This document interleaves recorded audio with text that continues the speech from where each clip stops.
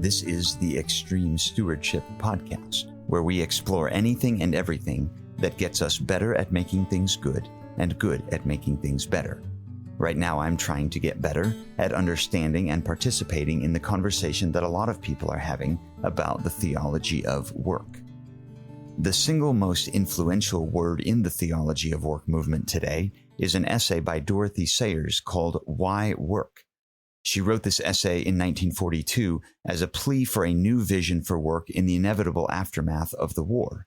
Now, that timing is important because her vision in part emerges from her observation that war deconstructs some of our wasteful consumerist tendencies that drive the economy and therefore drive our work. Quote, "Can you remember," she asks, "what it was like before the war? Do you realize how we've had to alter our whole scale of values now that we are no longer being urged to consume, but to conserve? A war consumer does not buy shoddy.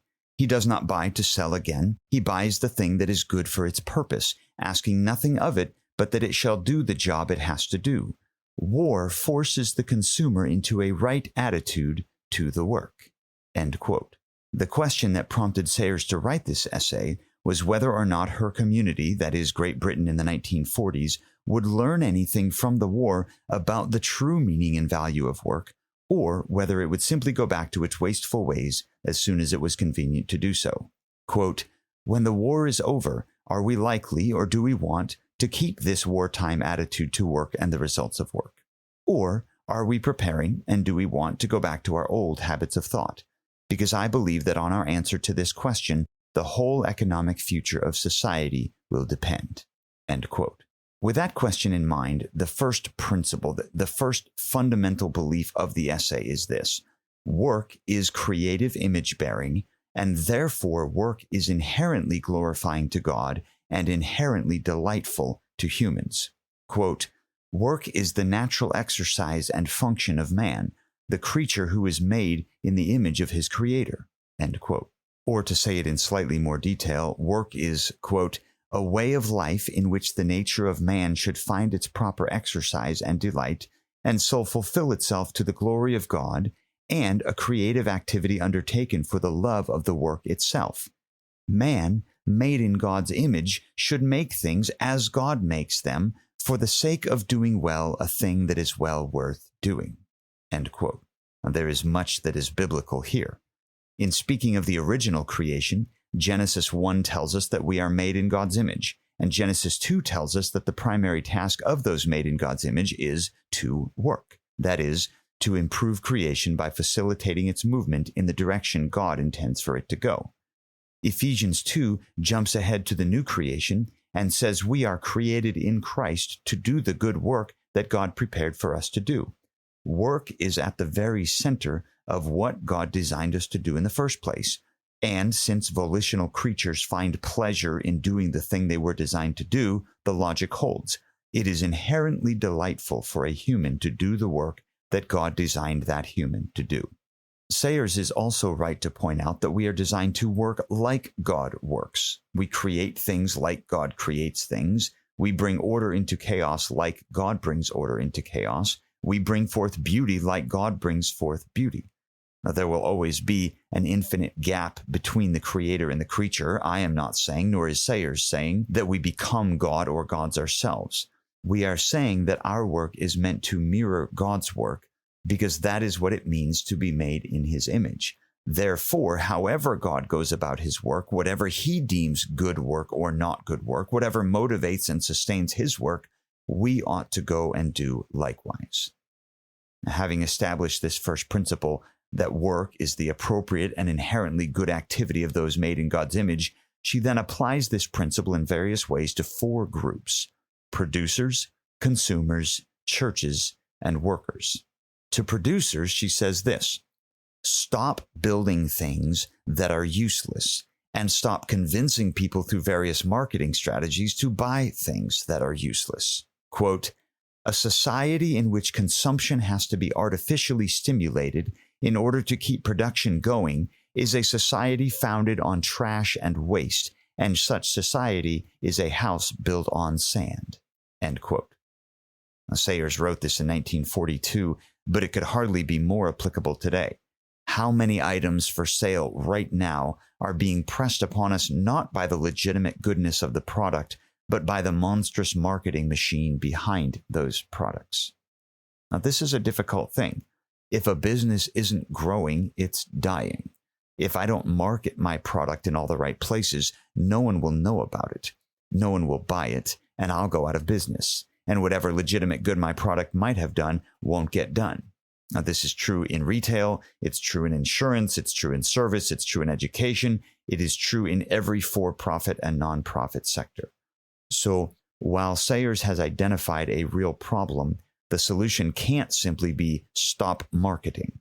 I don't think Sayers is saying, and I'm not saying, that marketing is by definition wrong. And the old adage, if you build it, they will come, meaning just do good work and the rest will take care of itself. I don't know if that's ever been true. It's definitely not true now if you want to build anything that sustains itself financially for long enough to do any good for anyone. Business 101, if no one knows about your product, no one buys your product. If no one buys your product, you don't sell your product. And if you don't sell your product, eventually you don't make your product. And if your product is legitimately good for someone, that's a problem. So the solution is not kill the marketing department. But the solution might be asking, does my customer really need what we're selling, before asking, can we convince them to buy it? To consumers, Sayers says two things. First, only buy things that do what they ought to have been designed to do. This is tricky. We can't just say, buy things that do what they were designed to do, because many things are designed to do things that they shouldn't do. Every online subscription you have is designed to keep you subscribed. Every app you have on your phone is designed to keep your eyes on that phone, on that app, more and more and more. They do exactly what they were designed to do. The problem is that there's a problem with what they were designed to do. So we can't just ask if a product does what the producer designed it to do. We have to ask if the product does what the product should have been designed to do. That's the first word to consumers. The second word to consumers is this: only buy things that we're going to use. Don't buy it and then stash it away and let it collect dust. Don't buy it for the dopamine hit that we get from buying it. Don't buy it just because it's there and there was some good marketing behind it. If you don't think we have a problem with this, the self-storage industry, you know, those little $119 a month storage units you see all over the place, in the United States alone, last year alone, that industry brought in over $50 billion. Quit buying crap we don't need and won't use. That's wisdom from Dorothy Sayers. The part of Sayers' essay that gets the most airtime in the faith and work conversation today is her word to the church. Now, her basic premise, quoted in every book on the theology of work, is this, quote, "The secular vocation as such is sacred," end quote. In other words, the work that most of us do outside the walls of the local church and untethered from the activities of the local church, that work is holy unto the Lord. Therefore, she goes on to say, quote, "It is not right for the church to acquiesce in the notion that a man's life is divided into the time he spends on his work and the time he spends in serving God," end quote. I'll go back to a quote from David Bahnsen's book, Full Time. I really like the way he phrased this. Quote, "We must never set up a false dichotomy between God versus the spheres of his own kingdom." The first call to the church in light of this premise is that the church needs to speak the truth about the work to the worker.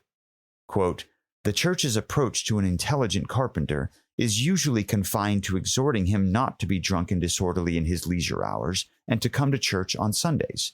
What the church should be telling him is this, that the very first demand that his religion makes upon him is that he should make good tables," end quote. People come to their local church on Sundays, and they need to be told that their work matters to God.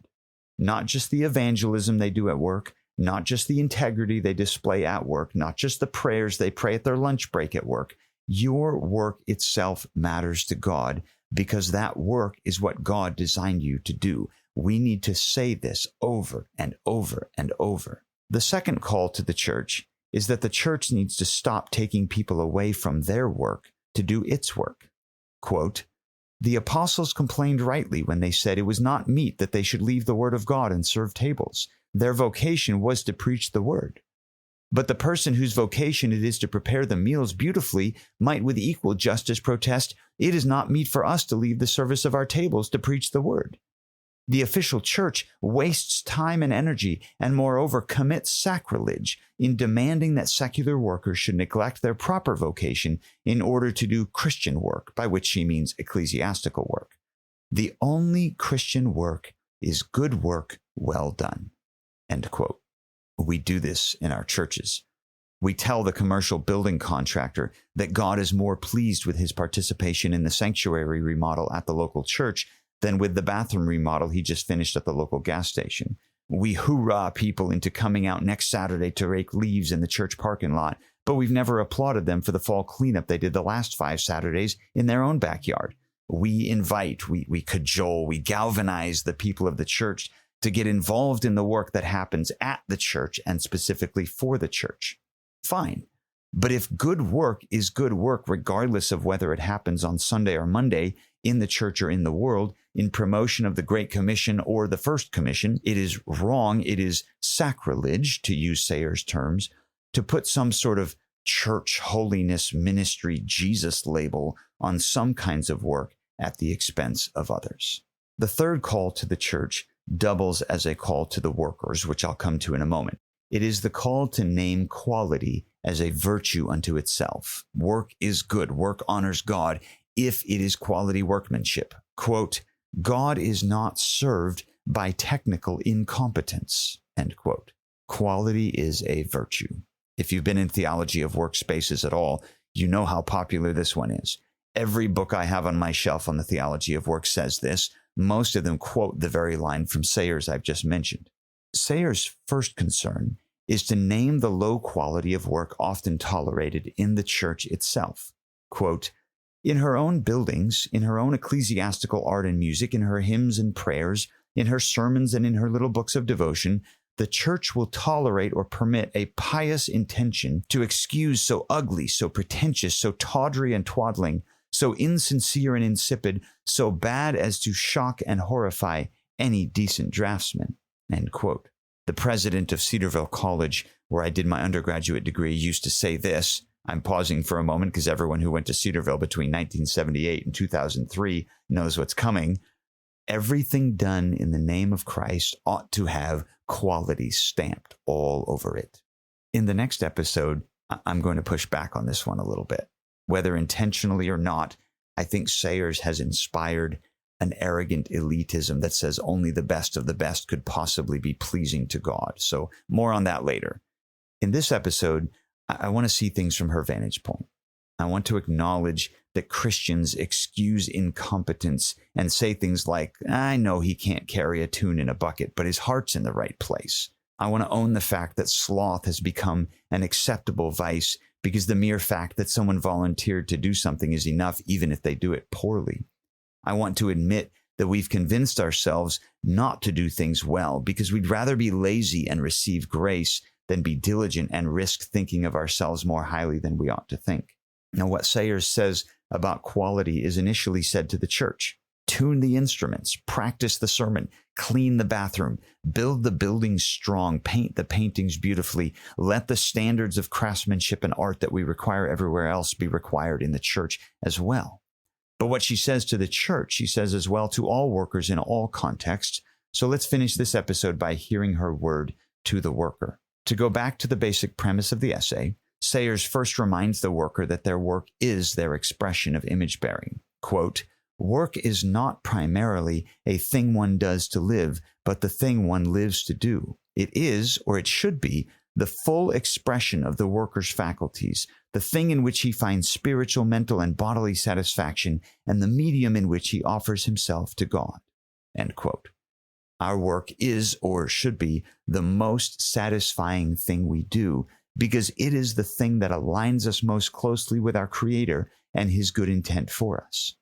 I think that's true. I also think that requires a good bit of explanation, because the vast majority of people who read or hear that immediately think, right, have you met my boss? Do you know what I do for a living? So let's clarify two things. First, clarification. Work is not just the thing I do to pay the bills. Work is improving creation. Work is everything I do that moves creation in the direction God intends for it to go. Exercise is work. Parenting is work. Cleaning is work. Decision-making is work. Caregiving is work.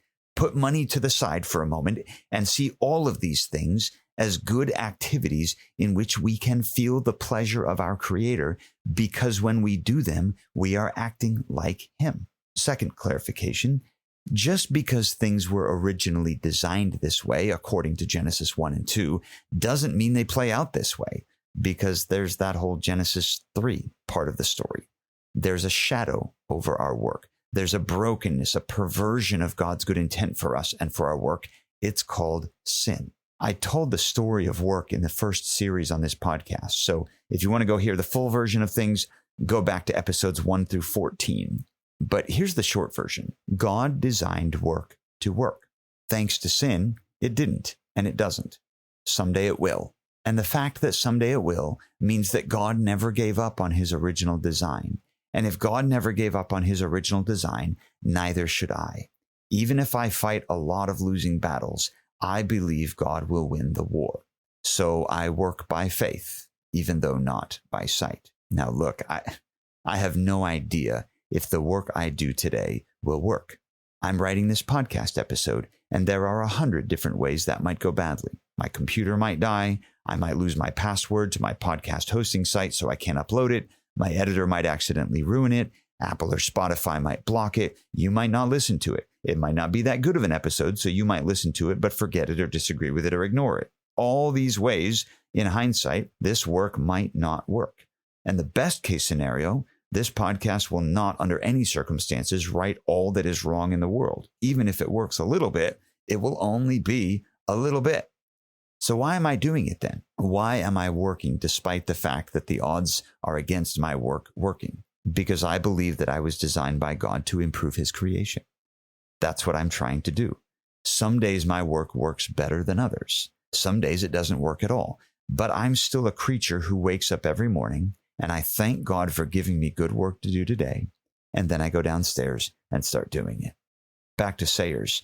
Having placed work at the core of human identity and self-expression, she then identifies 3 wrong motivations for work. The first wrong motivation is pay. Quote, "The habit of thinking about work as something one does to make money is so ingrained in us we can scarcely imagine what a revolutionary change it would be to think about it instead in terms of the work done." End quote. The work done. Sayers wants us to gauge the value of our work as a function of its quality, not a function of its compensation. Quote, "We should ask of an enterprise not will it pay, but is it good? We should fight tooth and nail, not for mere employment, but for the quality of the work that we had to do. We should clamor to be engaged in work that was worth doing and in which we could take pride. The greatest insult which a commercial age has offered to the worker has been to rob him of all interest in the end product of the work and to force him to dedicate his life to making badly things which were not worth making." If you've ever turned in a homework assignment that you knew was garbage but satisfied the grading rubric, or sold a junk item to a customer and got applauded by the boss for making the sale, well, you know she's right. Work reduced to whatever, as long as I get paid, cannot possibly be God-honoring work. The second wrong motivation for the worker is popularity. Quote, "You cannot do good work if you take your mind off the work to see how the community is taking it, any more than you can make a good drive from the tee if you take your eye off the ball." End quote. If you've ever obsessed over likes and impressions and responses to your social media posts, or in false humility begged for compliments, or held a wet finger to the wind before making a moral decision, you know she's right. Here's a quote from Patrick Lencioni that I have printed and set on my desk. Quote, "If you judge what you're doing based on the reaction of the people it's being done to, you will never take the right action." End quote. Parenting 101. Whether or not the kid will respond joyfully to your decision is irrelevant to the rightness of the decision. I once heard a children's church director defend the use of lots of videos and screen time in a Sunday morning preschool class by saying, "The kids love it." Well, duh, it's screen time. Of course they love it. And the fact that they love it has nothing at all to do with whether or not it's good for them, nothing at all to do with whether or not that was good work. So says Sayers, the goodness of work is not a measure of its popularity. The third wrong motivation for work is leisure. Interesting. Quote, we should no longer think of work as something that we hasten to get through in order to get to our leisure. We should look on our leisure as the period of changed rhythm that refreshed us for the delightful purpose of getting on with our work. End quote. Our culture is saturated with mantras about the fact that the only good thing about work is that it pays for rest, pays for vacation, pays for leisure. How many people do you know who spend Monday through Friday dreaming of Saturday and Sunday? How often have you counted down the hours until you were free from the drudgery, free from the boss, free from the chaos? This is not the way it's supposed to be. Sayers invites us to see our rest not as a beautiful escape from work, but as a beautiful restoration for work. Now, there is much more to say about all this, about Sayers' perspective on work, particularly at moments where I don't think I quite agree with her. So I'm going to come back in the next episode and say more about that. But until then, thanks for listening to the Extreme Stewardship Podcast. My name is Michael Kibbe, and I teach Bible and theology at Great Northern University in Spokane, Washington.